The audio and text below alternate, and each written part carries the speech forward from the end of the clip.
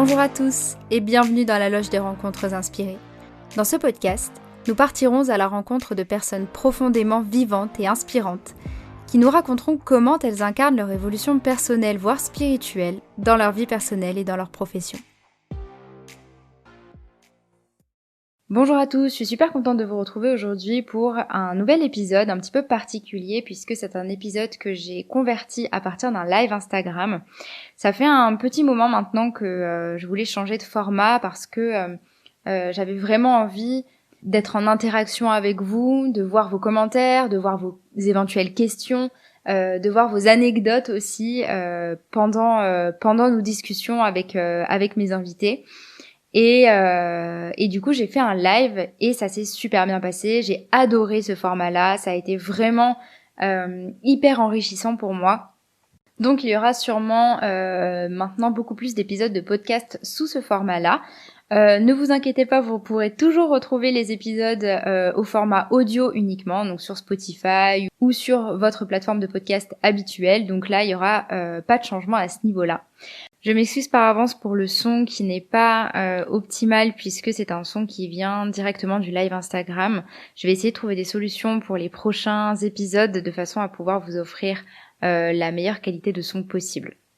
Je vais vous laisser du coup avec le premier épisode live qui s'est fait avec Sophie Villefort, une vétérinaire qui a travaillé en clinique pendant un certain temps et qui a créé See My Vet, donc qui est une plateforme de télémédecine et qui s'attache également à améliorer le quotidien des vétos. Vous pouvez la trouver aussi sur son compte Instagram See My Vet, où elle publie des posts qui peuvent parler à la fois aux étudiants vétérinaires ou aux vétérinaires diplômés, où elle répond en fait aux différents questionnements qui peuvent apparaître dans la vie des vétérinaires. Et voilà, je vais vous laisser la découvrir plus amplement dans cet épisode. Je vous souhaite une très très bonne écoute. Pour commencer cet épisode, donc est-ce que tu pourrais nous raconter, alors je recontextualise parce que du coup ma première intro a été effacée, mais donc tu es vétérinaire, tu as eu un peu plusieurs vies sur ton parcours, et du coup aujourd'hui tu accompagnes un petit peu les vétos à être mieux dans leur basket, et d'ailleurs c'est un peu le titre de ton Insta, c'est une vétote bien dans ses bottes, à l'aise dans ses bottes. Voilà. Et du coup, comment ça t'est venu? Quel est ton parcours? Est-ce que tu pourrais nous expliquer un petit peu tout ce qui t'a mené jusqu'ici à vouloir aider les vétos à être bien à l'aise mentalement et à kiffer leur vie de véto? Ouais, bien sûr. Alors, bon, moi, je suis diplômée de Belgique, donc moi, je suis anglo-belge à la base. Mes parents sont anglais et je suis née en Belgique, donc moi, j'ai fait mes études en Belgique, à Namur d'abord et puis Liège.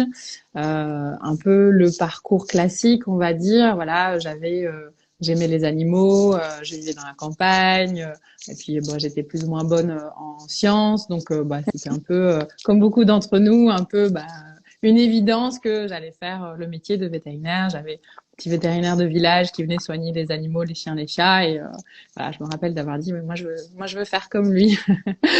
Donc voilà, rien de très étonnant, hein. Je pense qu'il y en aura beaucoup qui se reconnaîtront là-dedans. Et puis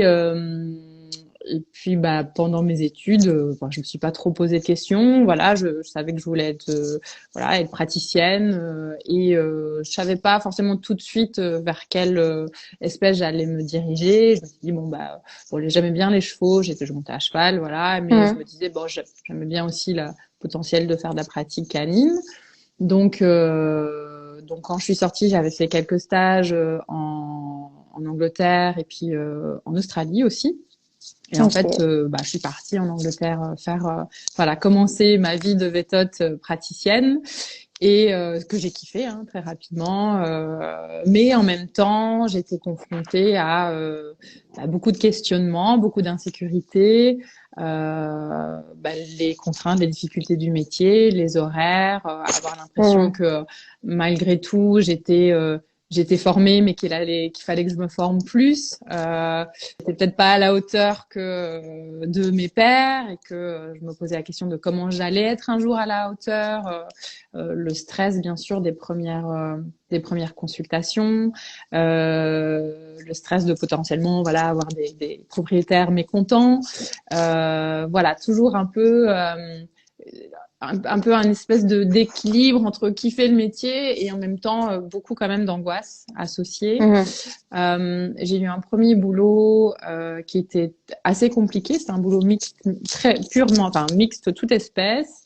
Et en fait très peu d'accompagnement et vraiment livré à moi-même. Heureusement, on était deux jeunes vétotes à l'époque, donc on se soutenait moralement toutes les deux. Je pense que moi j'ai tenu 8 mois dans ce boulot-là et elle a tenu peut-être 10 mois. Et on a eu le courage, en fait, heureusement on a eu le courage et on s'est rendu compte que en fait c'était pas forcément le métier, que c'était là la clinique qui était vraiment pas appropriée pour des jeunes qui venaient de sortir. Mais malgré tout, ça avait déjà à l'époque, je me rappelle, posé pas mal de questions chez moi, de me dire, déjà à l'époque, je m'étais dit, est-ce que ce métier est fait pour moi, quoi. Clairement, vu les difficultés que je rencontrais, le manque de soutien, le fait que le boulot me semblait plus dur que ce que je n'avais imaginé. Donc voilà, ça c'était la première étape. Heureusement, voilà, comme je dis, j'ai eu la conscience de me dire, ok, c'est peut-être pas le métier, c'est peut-être juste ce boulot-là. Et là, après, j'ai eu la chance, donc j'ai postulé dans d'autres cliniques. Et là, je suis tombée sur une clinique qui a été super. J'ai travaillé là pendant presque 3 ans, il me semble. Et là, du coup, l'inverse. Super soutien. Il y avait une vétote senior qui s'occupait de moi, qui a été vraiment un mentor pour moi. Une ASV aussi, d'ailleurs, j'en ai parlé dans un post récemment, qui m'avait aussi vachement épaulée, vachement encadrée.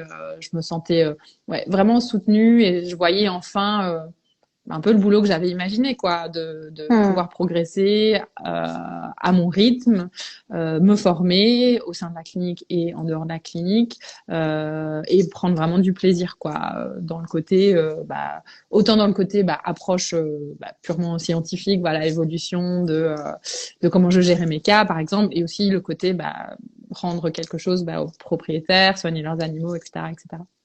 Donc ça, c'était un peu la deuxième étape qui m'a permis de beaucoup grandir et vraiment m'épanouir dans le boulot. Et puis après ça, j'avais en tête quand même de faire l'équine. Et en fait, comme beaucoup d'entre vous le savent, en équine, c'est pas facile d'y rentrer en fait. Donc souvent on demande d'avoir un peu d'expérience et notamment je m'étais posé la question je voulais faire un internat et en fait surtout en Angleterre ils prennent pratiquement pas, sauf en université, ils prennent pas les gens sortis de l'école. Donc il faut avoir un peu d'expérience sur le terrain, notamment mixte, équine, petits animaux. Et à l'époque c'est ce que je faisais. Et d'ailleurs, j'en suis très contente de ce prérequis parce que d'avoir fait les petits animaux en plus de l'équine, ça m'a aidé sur beaucoup, beaucoup, beaucoup de points. On aura peut-être l'occasion d'en discuter. Et donc, j'ai commencé à regarder ce que je pouvais faire en termes d'internat. Et pendant en fait que j'étais dans ce poste de 2 ans et demi, 3 ans, en fait, on avait un système de garde qui était plutôt pas mal. C'était que quand je travaillais un week-end de garde, j'avais congé le jeudi d'avant et j'avais congé le mardi d'après. Et en fait, du coup, j'étais de garde à peu près une fois par mois ou une fois toutes les 3 semaines. Et en fait, il y avait une clinique à côté, enfin, à une demi-heure, qui s'appelle le Liphook Equine Hospital, qui est une grosse clinique équine anglaise. Et donc, ils m'ont pris un peu en espèce d'externat un jour par mois. Et donc, ça me permettait de continuer à me former là-bas. Et en fait, eux, ils avaient la possibilité de faire un internat. Et à la base, je m'étais dit, je vais faire mon externat là pendant X temps et puis je vais aller en internat là. Mais en fait, en même temps, j'ai postulé à d'autres endroits pour des internats et j'étais prise au Pays de Galles. Donc ça, c'était après à peu près 3 ans, 3 ans et demi de carrière. Et entre-temps, en fait, ce qui s'est passé, c'est que la clinique où je travaillais, bon, je suis désolée, c'est un peu long, hein, tu me coupes si. Non, mais vas-y, on est là pour ça. Donc, en fait, eux voulaient, en fait, on avait 3 cliniques, en fait, là où je travaillais. On avait une grosse clinique principale. Oui, chose que j'ai pas dit aussi qui a été top là, c'est qu'en fait, la nana qui s'est occupée de moi et qui m'a permis de grandir, elle est partie en congé mat. Et donc pendant tout un moment, du coup, elle m'a vachement formée un peu en accéléré avant son congé mat pour que moi je reprenne un poste un peu plus senior dans la clinique. Enfin bref, ça c'était une parenthèse, mais c'est juste pour illustrer un peu les choses, enfin les chances, les opportunités que j'ai eues. Et en fait, cette clinique-là, à un moment donné, juste au moment où je commençais à postuler pour les internats, ils voulaient moins de personnes, enfin ils voulaient se débarrasser d'une personne, enfin de personnes du staff parce ils considéraient qu'on était plus nombreux. Et en fait, ils voulaient se débarrasser d'une amie à moi. Et moi, comme je savais que j'allais partir, moi, je suis allée voir le patron en disant, écoutez, en fait, moi, je pensais pas partir maintenant, mais c'est con de débarrasser de quelqu'un d'autre. Et en fait, moi, je pourrais partir. Et donc ça m'a donné l'occasion parce que je voulais voyager aussi. Et je me suis dit, super, je vais postuler pour un internat, j'espère obtenir un internat, et entre-temps, peut-être que je peux aller voyager et en même temps faire du volontariat. Et donc, en fait, j'avais mon internat qui commençait au mois de septembre, et du coup, j'ai quitté ce job-là au mois de, je pense, octobre de l'année précédente. Et en fait, du coup, j'ai fait du remplat. Je fais trois mois de remplat, 3 mois de voyage, 3 mois de remplat, 3 mois de voyage, jusqu'à mon internat. Et donc là, ça m'a permis de faire du volontariat veto en Thaïlande, dans les îles Cook, qui sont des îles à côté de la Nouvelle-Zélande, et au Pérou. Donc ça, c'était encore une petite parenthèse dans ma vie de vétote. Et puis, j'ai commencé mon internat. Et quand j'ai fait il y a un fil conducteur à tout ça, parce que j'ai bien en tête ta question de départ. et les choses qui m'ont interpellée au cours de mon parcours, en fait, sont évidemment ce qui ont construit qui je suis aujourd'hui et pourquoi j'en suis là. Et par exemple, le volontariat, en fait, je me suis rendu compte que il n'y avait pas les mêmes difficultés quand on fait un volontariat. Alors, c'est différent, on apprend d'autres choses, mais il n'y a pas forcément la contrainte client, il n'y a pas la contrainte argent, devoir faire payer. Et ça, déjà, ça m'a vachement interpellée parce que je me suis dit, c'est quand même une grosse partie du métier de demander, de facturer son client, etc. Et je me disais à l'époque, c'est quand même fou. Que ce soit tellement difficile et on n'est pas formé à ça en fait. On est formé à soigner des animaux, mais on n'est pas formé à s'occuper du propriétaire et avoir une bonne communication avec eux, etc., etc. Donc déjà à l'époque, c'est encore des choses qui m'interpellaient un peu. Et puis suite à ça, j'ai fait mon internat en équine que j'ai adoré. S'il y a une chose que je referais mon internat demain sans hésiter. Mais je referai pas ma résidence par contre et j'aurai l'occasion d'en discuter après. Donc mon internat, je pense que certains d'entre vous savent ce que c'est travailler beaucoup d'heures, pas dormir beaucoup. On était 2 internes mais en fait c'était vraiment top parce que déjà moi j'avais un peu d'expérience terrain, donc j'étais pas complètement néophyte, donc tout ce qui était gestes de base, on va dire, fouiller un cheval, passer une sonde, les prises de sang, les médocs, tout ça je gérais. Donc j'étais vraiment là un peu en mode, j'ai vécu un peu, ça va paraître bizarre, mais un peu comme presque une pause carrière, dans le sens où oui je travaillais comme une dingue, mais j'étais un peu en mode osmose. Donc j'étais entourée de un super chirurgien, un gars qui était vraiment bon en médecine interne. Et en fait, je prenais j'absorbais autant de savoir que je pouvais, et tout en apprenant des nouvelles choses aussi. Malgré tout, j'ai appris à être bonne en radio. Là, j'ai appris à faire de l'anesthésie, j'ai appris à faire des soins intensifs sur des poulains. Des choses auxquelles moi j'avais pas été exposée. Mais d'avoir un peu cette étape première d'être formée en tant que véto et d'avoir ce recul, j'ai vraiment profité de mon internat, je pense, très différemment que si je l'avais fait en sortant d'école. Et d'ailleurs, j'ai pu le voir par la suite. Ça s'est confirmé parce que après, je suis partie faire une résidence en médecine interne équine pour le coup. Et là, nous, on avait des internes qui sortaient de l'école et c'est pas du tout la même chose pour eux parce que là en fait ils apprennent seulement quelque part à encore faire des injections, des choses auxquelles on le sait, l'école on est exposé, on n'est pas beaucoup exposé à la pratique à l'école, on est exposé un peu dans nos stages, mais malgré tout on apprend beaucoup de choses sur le terrain sur les premières années, donc voilà. Et donc sur la résidence, ça a été très différent en fait. Moi j'ai été déjà très déçue par le milieu académique, dans le sens où j'ai un côté un peu utopique et bisounours et optimiste, et au bon sens du terme. Hein, j'aime pas toujours, c'est parfois un peu condescendant, bisounours, mais c'est vraiment dans le côté j'ai envie de croire que de voir le meilleur dans les choses et les gens.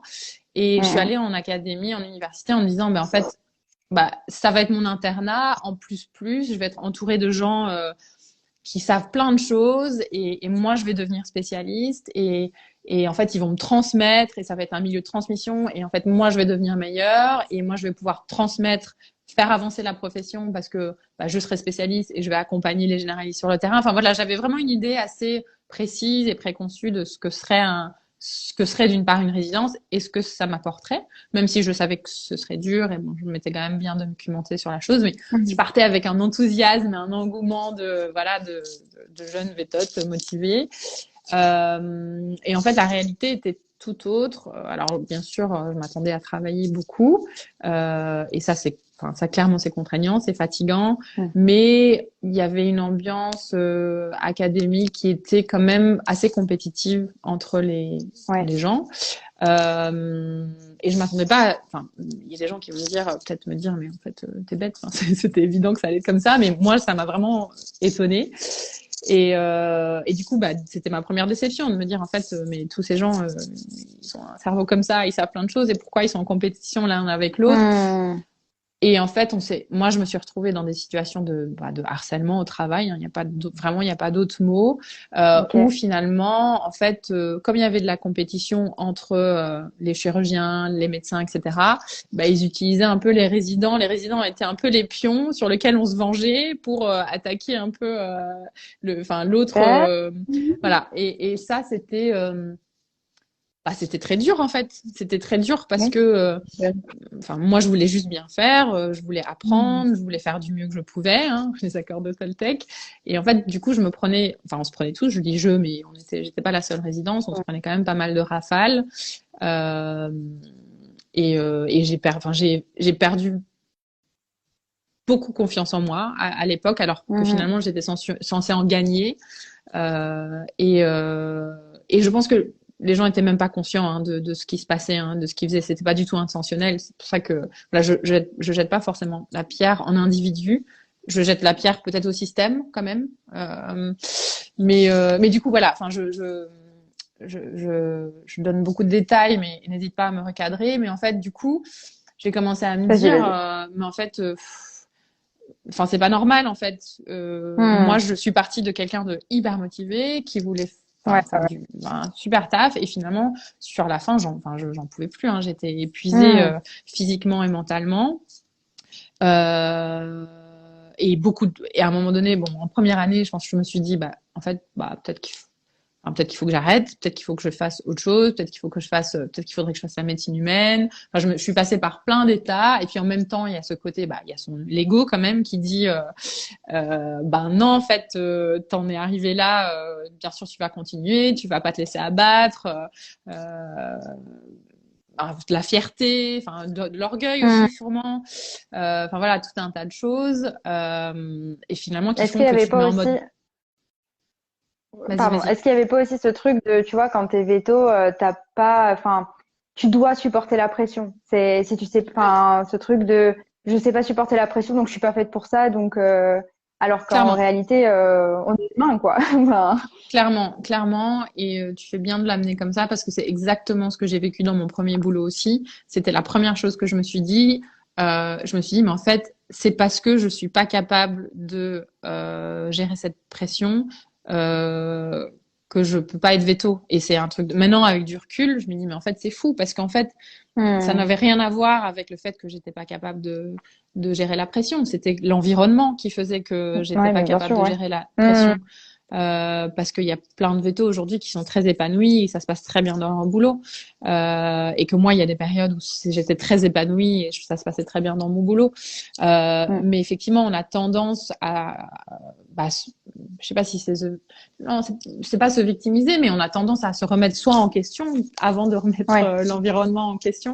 Et c'est vrai qu'on nous inculque aussi ce côté, oui, le métier vétérinaire, c'est dur, il faut tenir le coup, il y a des gros horaires, des grosses contraintes, etc., etc.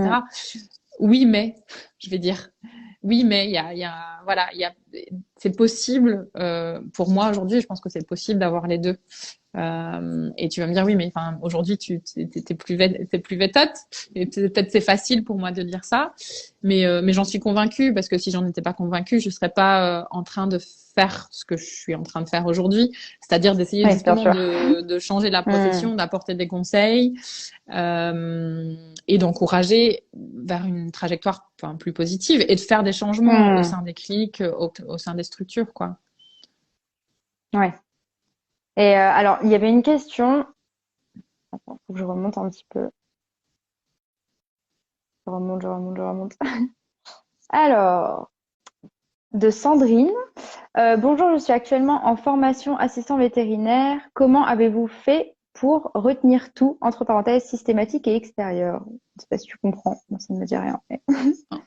Alors, je comprends pas la fin sur systématique et extérieure, mais Donc, retenir, enfin, en tout cas, je peux témoigner par rapport aux études. Bah, il y a pas de secret, hein, faut bosser.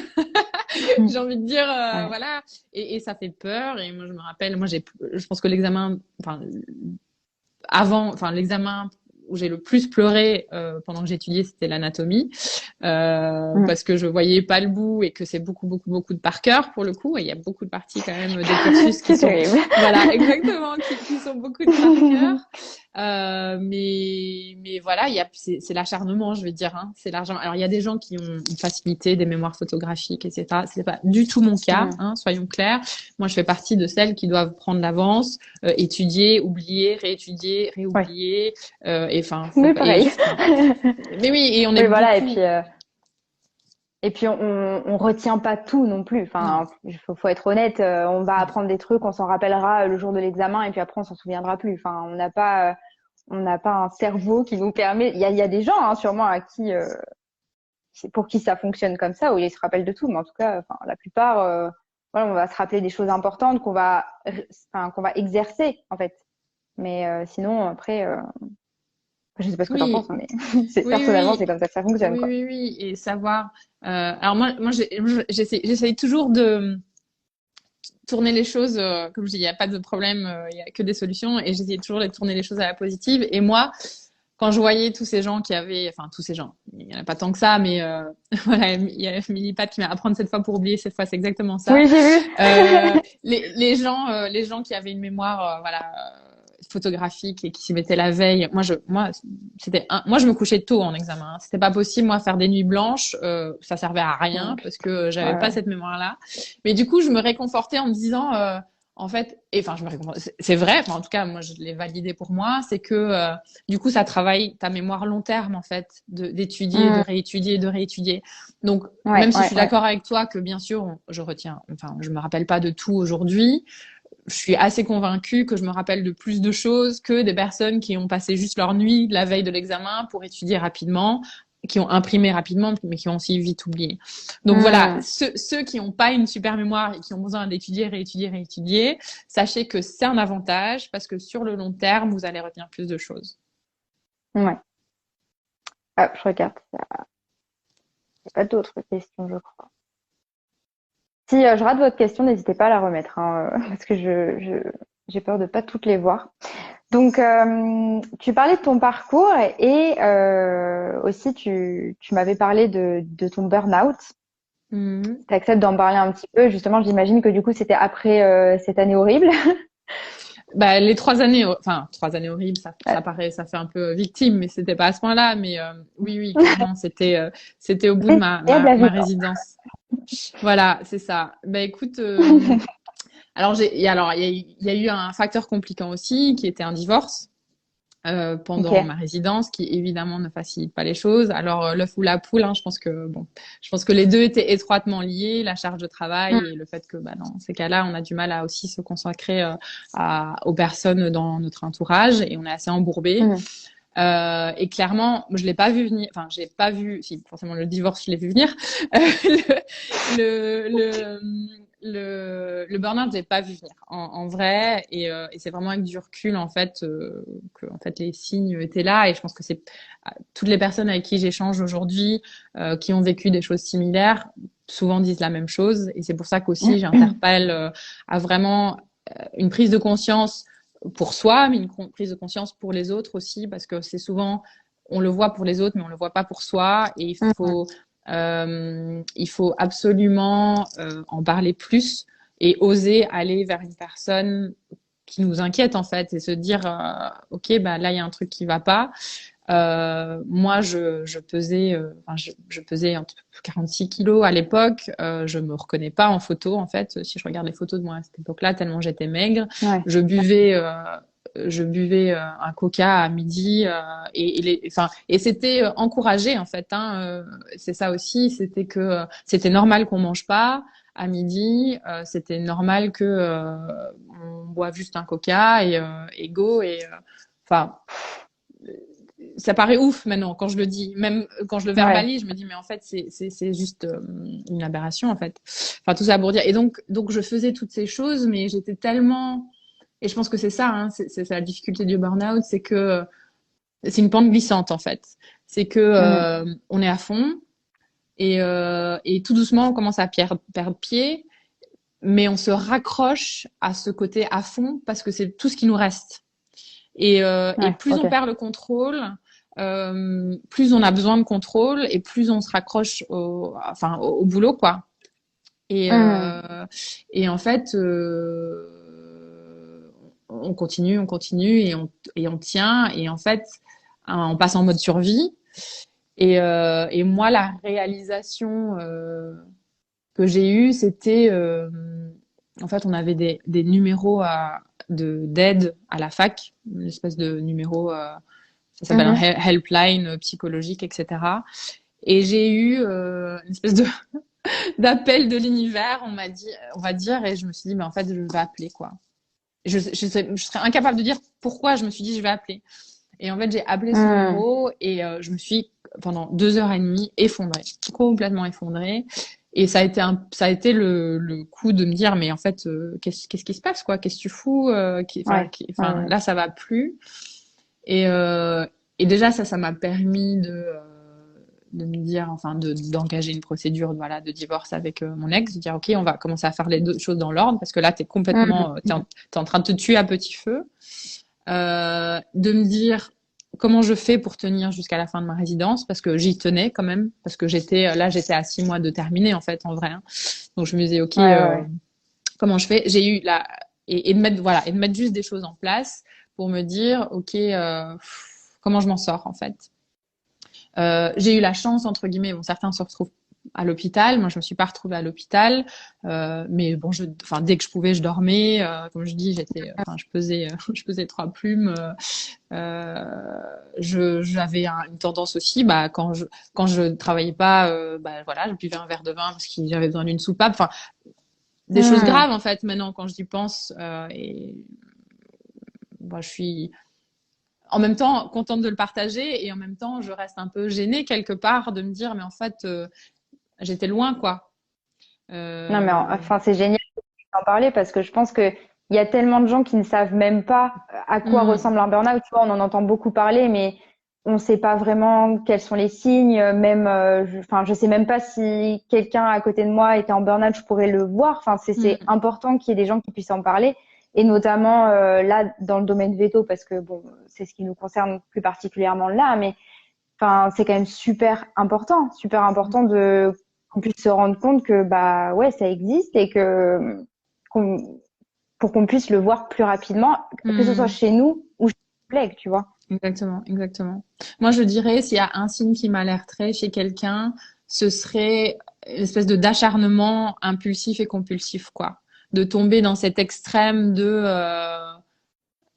en fait, c'est souvent les gens qui travaillent le plus, en fait, et qui sont dans ce côté, non, il faut que soudain coup, on se donne corps et âme à son métier, quoi. Et ça doit commencer à se dire, il y a un truc là qui va pas, en dehors des signes physiques, parce que souvent il peut y avoir des signes physiques associés, mais oui, ce côté, on commence à rester plus longtemps au boulot, on néglige complètement notre vie perso,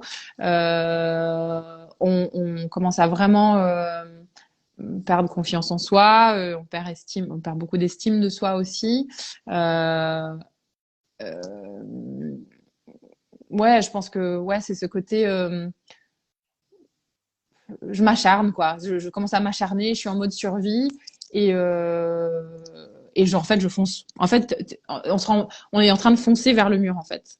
C'est ça Mhm. le truc. Mais on voit pas le mur arriver quoi. C'est ça qui est vraiment dur avec le burn-out. Mais je pense que ouais, la première chose, enfin moi aujourd'hui, moi je suis quand même une travailleuse acharnée hein, et je sais que j'ai probablement une prédisposition au burn-out parce que il faut faire attention aussi que le burn-out n'arrive pas parce qu'on est malheureux, forcément malheureux dans son boulot. Hein, ça, je tiens à le souligner. Là, c'était une période difficile de ma vie et il y a une conjoncture compliquée, mais on peut faire un burn-out parce qu'on adore ce qu'on fait ou parce qu'on Ouais, adore toutes les choses que l'on fait et on fait trop de choses. Et ouais. donc, c'est aussi important d'avoir ça en tête. Et donc, moi, aujourd'hui, je suis alerte à des signes avant-coureurs. Quand je vois que je commence à perdre de créativité, quand je commence à être un peu fatiguée, à parfois pas arriver à aligner complètement les choses, ou, et je reviens là-dessus, hein, ou quand je commence à sacrifier des choses dans mon quotidien, à me dire, ben non, mais là, c'est Mhm. pas grave, je vais faire une heure de plus par-ci, une heure de plus par-là, je vais annuler un rendez-vous avec des potes parce que bah, je suis trop fatiguée, et puis, et j'en Mhm. annule un deuxième. Et ça, c'est vraiment des choses, il faut commencer à se dire, non, mais là, il y a un truc qui va pas là. Et arriver Ouais. à se rendre compte de ça tôt, quand on n'en a jamais vécu, je pense que c'est difficile parce qu'on n'en parle pas assez aujourd'hui, en fait, tout simplement, quoi.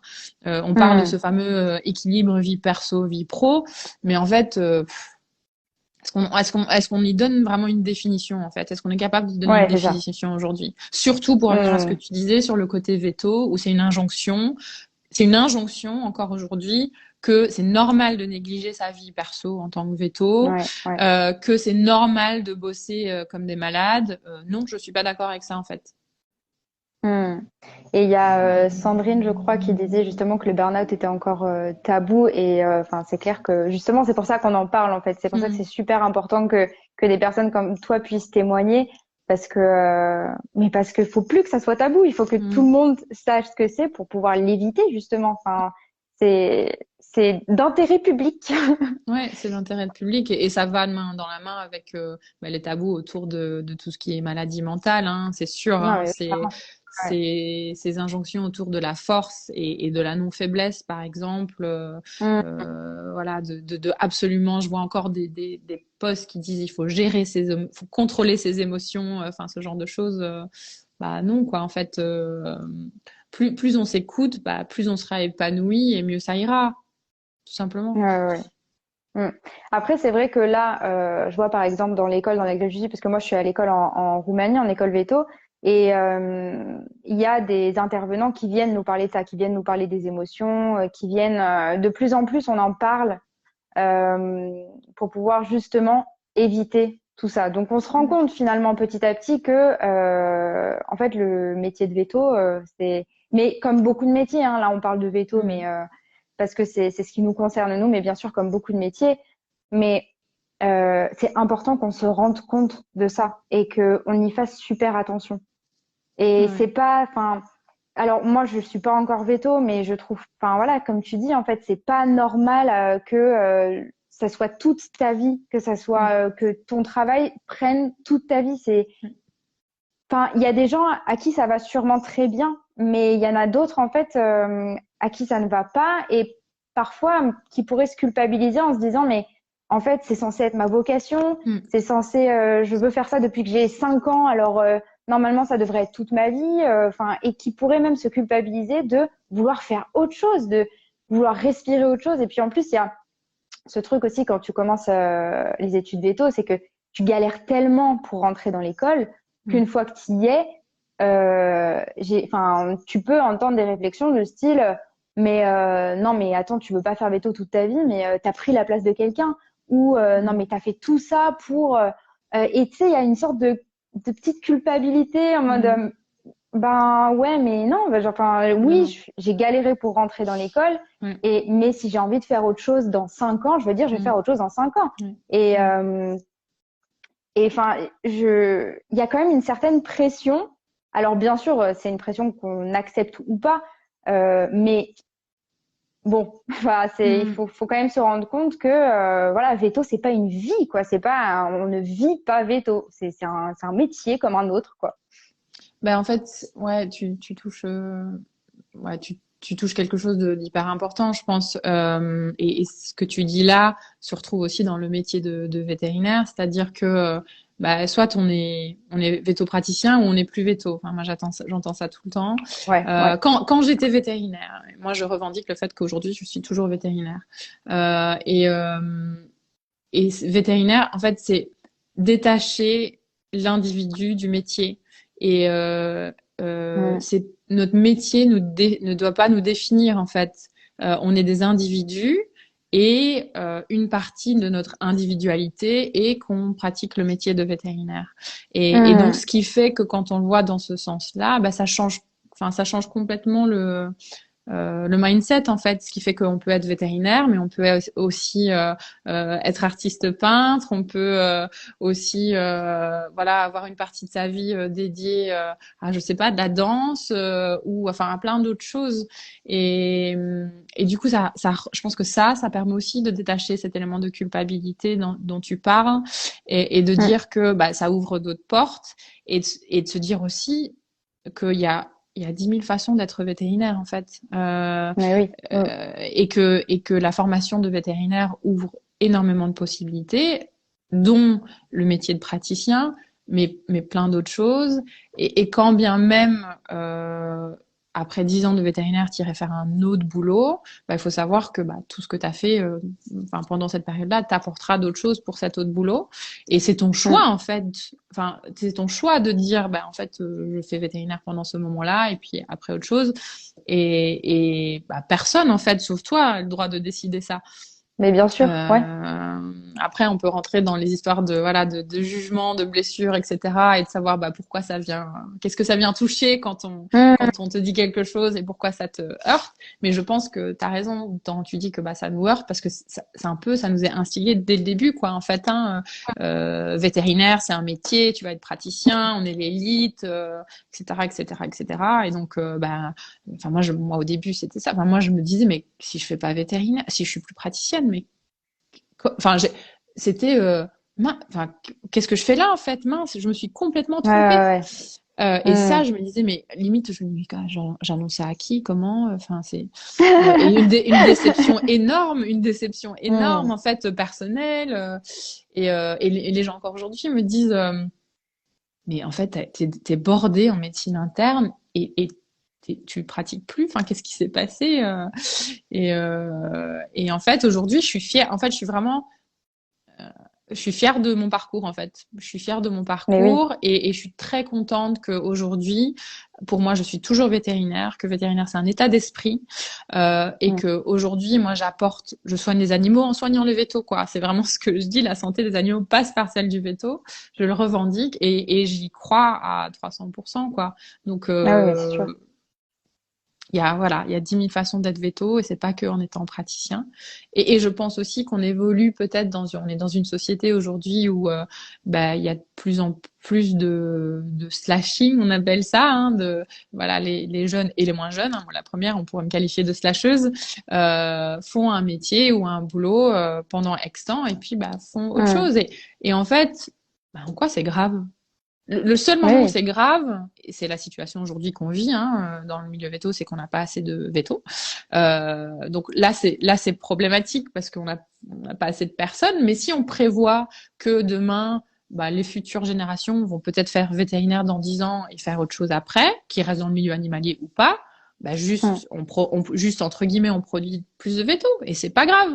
Et au contraire, moi je préférais voir des jeunes qui sont motivés à fond pendant 10 ans et qui se passent Ouais, à autre c'est chose ça, c'est ça. après et Mm. qui se mettent pas en burn-out, qui se suicident pas, qui soient épanouis, que de Mm. voir au bout de 10-15 ans des gens que je rencontre au quotidien qui sont désabusés, qui en peuvent plus de leur métier, qui en ont marre de voir des propriétaires, qui en ont marre de voir des animaux, mais qui se sentent contraints et Mm. forcés de rester dans le métier. Non, en fait. Ouais. Oui, mais en fait, c'est ça le problème, c'est que non seulement il n'y a pas assez de vétos formés, mais il y a aussi quand même un gros problème sur le fait que beaucoup de vétos formés finissent par abandonner parce que psychologiquement, c'est pas possible. Enfin, on rentre dans un truc où t'as une pression. Bah, c'est exactement ce que tu disais tout à l'heure, en fait. T'as une certaine pression. Pas toutes les cliniques te forment. Enfin, du coup, tu peux avoir l'impression que finalement t'es pas fait pour ça. Il y en a beaucoup qui passent à autre chose parce que ça leur va pas psychologiquement. Alors, il y a bien sûr ceux qui veulent simplement changer de voie, mais il y a aussi ceux pour qui psychologiquement ça n'allait pas. Et comme tu dis, ton métier à toi, ton œuvre à toi, ça va être d'aider ces gens-là pour éviter que justement psychologiquement ça n'aille pas. Donc, en fait, t'es à fond dans Veto. Enfin, Ouais. on te doit énormément, enfin, en tant qu'étudiante veto, mais aussi les vétos, je pense, te doivent énormément par rapport à ça. C'est que tu vas les aider à aller mieux psychologiquement et donc du coup à continuer sereinement leur métier et pas finir, comme tu disais, leur carrière en n'en pouvant plus et en disant non mais en fait c'est bon quoi, j'ai plus envie de voir personne, ni les animaux, ni les. C'est ça. C'est ça. Et parce que je suis convaincue que oui, c'est un métier qui peut être dur, mais je suis convaincue que les gens ne doivent pas être aussi désabusés qu'ils le sont ou qu'ils peuvent l'être, et qu'il y a des solutions en fait, tout simplement. Donc, bah, ça demande une prise de conscience. Ça demande une prise de conscience en tant que, bah, ça demande des prises de conscience à tout niveau, mais ça demande des prises de conscience en tant qu'étudiant déjà, de se dire en fait le métier c'est pas entre guillemets juste soigner les animaux, entre guillemets, malheureusement il y a, enfin voilà, il y a un côté vraiment psychologique au niveau du propriétaire. Il y a des choses qui vont être peut-être plus ou moins dures à gérer pour moi. Bah, comment je vais faire moi pour adresser ces choses-là? Il y a une prise de conscience nécessaire au niveau des écoles, je pense, qui n'est pas encore assez bonne aujourd'hui, qui est de former les jeunes et les moins jeunes d'ailleurs sur des compétences qu'on dit, enfin, douces, comportementales. Moi, j'aimerais presque les appeler compétences fondamentales parce que très sincèrement, je pense que quelqu'un se débrouillera mieux. Je pense que tu mets à part égale quelqu'un qui est mieux en compétences fondamentales ou mieux en compétences scientifiques, qui s'en sort le mieux sur les 3 premières années. Bah, je pense que c'est celle ou celui avec les compétences fondamentales, hein, très clairement. Donc il y a la prise de conscience à ce moment-là. Il y a la prise de conscience au niveau des cliniques aussi, que les choses changent, choses ont changé, qu'il faut accompagner différemment. Donc voilà, pour moi il y a vraiment, enfin, plein de choses qui peuvent être mises en place aujourd'hui pour faire que les gens se sentent mieux dans leur métier, mais il y a du boulot, quoi. Ça va pas se faire du jour au lendemain. Et seulement si on fait ça, on se retrouvera dans une situation où les jeunes n'ont pas envie de quitter le métier et où bah il y aura plus de jeunes qui voudront faire le métier, parce que je pense qu'aujourd'hui on a quand même pas mal de gens qui sont encore motivés, mais on court le risque aussi que de moins en moins de gens aient envie de s'engager même dans les études, en fait. Ouais, mais c'est ça. Ouais. Alors Sandrine nous disait exactement, même pour mon école d'assistante vétérinaire en Belgique, il y a des élèves qui le disent, tu as pris la place de quelqu'un. Voilà, ça, Ouais, c'est triste, hein. C'est triste que les gens. ouais, et puis ça fout quand même une pression pas possible alors que bah tu vis ta vie quoi. Après, moi chacun, voilà, exactement. Et moi j'adore les accords de Toltec pour ça. C'est mes petites 4 phrases clés. Vraiment, ne pas prendre les choses personnellement. Généralement, si quelqu'un dit quelque chose comme ça, c'est que ça vient toucher quelque chose chez eux, et c'est pas en fait c'est pas à toi qu'ils font un reproche, c'est quelque chose qui est animé, voilà, qui se passe chez eux. Et puis si toi tu te dis que tu fais de ton mieux, ben en fait c'est le principal, quoi. Et je sais que c'est dur, hein, d'avoir cette posture là, mais moi ça m'aide beaucoup de me dire ça, de me dire ok, je fais de mon mieux. Et puis je ne prends pas les choses pour moi. Des personnes, tu vois, alors je sais pas si la personne qui disait ça est dans l'école de cette femme ou pas, mais si c'est une personne de l'école qui est aussi en formation d'assistante, on peut se dire aussi que peut-être que c'est quelqu'un qui n'oserait pas en fait faire quelque chose d'autre, qui n'oserait pas elle-même, et en fait du coup elle se dit mais les autres ont pas le droit en fait de faire autre chose parce que moi je me l'autorise pas moi-même, donc c'est pas, enfin ça serait pas normal que quelqu'un fasse autre chose. Donc il aurait volé la place de quelqu'un, moi je vole la place de personne parce que moi je vais continuer toute ma vie jusqu'à 70 ans. Enfin, tu vois, c'est Ouais. Oui, ça, une rancœur. Hein. Ouais. Et ça Donc, se retrouve aussi, ça se retrouve dans le métier aussi, hein, clairement. Hein.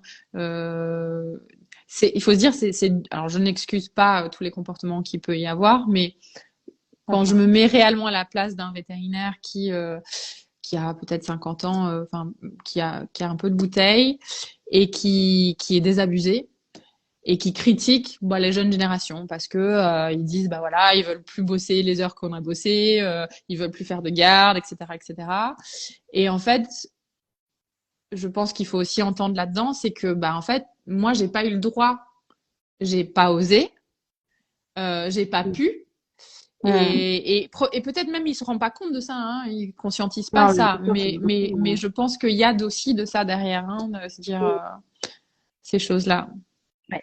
Et puis je pense que ce qui est important aussi, c'est, alors certes, on peut entendre des remarques comme ça, mais ce qui est important, c'est justement de continuer sur notre lancée, que ça nous freine pas, parce que c'est justement en continuant sur notre lancée, en montrant aux gens que c'est possible, que du coup on va ouvrir des portes et comme toi par exemple, tu vois, t'es sorti de la pratique, mais tu restes vétérinaire et tu aides les vétos et tu continues de dire effectivement je suis vétérinaire et en fait tu aides tellement les vétos qu'on peut pas dire que t'es pas vétérinaire, c'est pas possible. Enfin, de toute manière on peut pas t'enlever ça.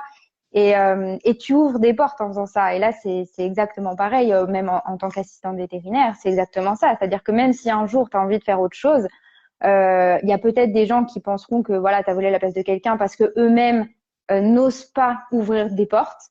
Mais le fait que toi, tu le fasses, ça met quand même une graine dans leur tête où ils se disent, c'est quand même possible. Et peut-être que dans 20 ans, ils se diront, en fait, mais oui, mais moi, je veux faire pareil. Et si cette femme l'a fait, moi aussi, je veux le faire, quoi. Donc, complètement. Merci à tous d'avoir écouté cet épisode. J'espère que cette rencontre vous a inspiré autant qu'elle m'a inspiré. Si vous le souhaitez, vous pouvez me suivre sur Instagram en tapant LLDRI-podcast ou sur la page Facebook La Loge des Rencontres Inspirées. Et vraiment, n'hésitez pas à me contacter, me faire vos retours. Je me ferai un réel plaisir de vous lire.